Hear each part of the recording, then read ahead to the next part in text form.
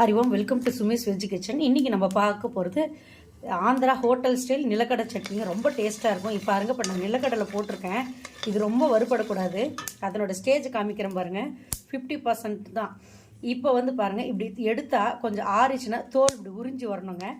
இந்த ஸ்டேஜில் நாம் அடுப்பு ஆஃப் பண்ணிடணும்.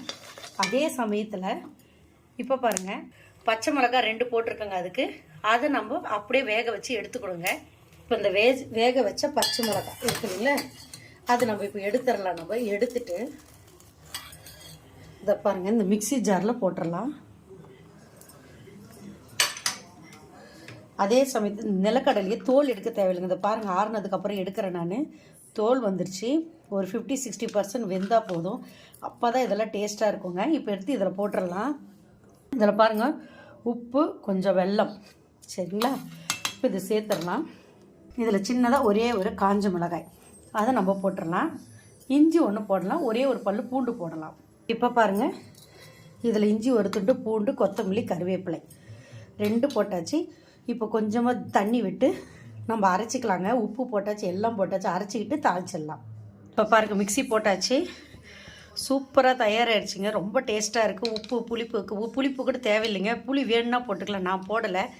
ரொம்ப டேஸ்ட்டாக இருக்குங்க. நீங்கள் இதே மாதிரி செஞ்சு பாருங்கள். இப்போ தாளிக்கிறதுக்கு ரெடி பண்ணியாச்சு.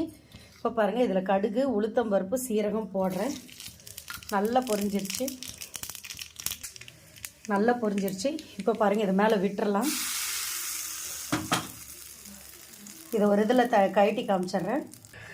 இப்போ பாருங்கள், சுவையான நிலக்கடலை சட்னி தயாரிதில் ஒரே ட்ரிக் என்னென்னா, நிலக்கடலை ஒரு 50-60% தாங்க வெந்திருக்கணும். நீங்கள் ரொம்ப வேக விட்டு வறுத்து எடுத்திங்கன்னா உங்களுக்கு ருசி இருக்காது. இப்படின்னா உங்களுக்கு ரொம்ப நேரம் கெடாது. இது ஆந்திரா ஹோட்டல் ஸ்டைல் நிலக்கடலை சட்னிங்க. அங்கே பள்ளியில் சட்னின்னு சொல்லுவாங்க. ரொம்ப டேஸ்ட்டாக இருக்குங்க. இதே மாதிரி செஞ்சு பாருங்கள். இதே மாதிரி வேறு ஒரு டிஷ்ஷில் சந்திக்கிறேங்க. அது வரைக்கும் உங்களிடமிருந்து விடைபெறுவது உங்கள் சுமித்ரா சுரேஷ் பாபு. நன்றி, வணக்கம்.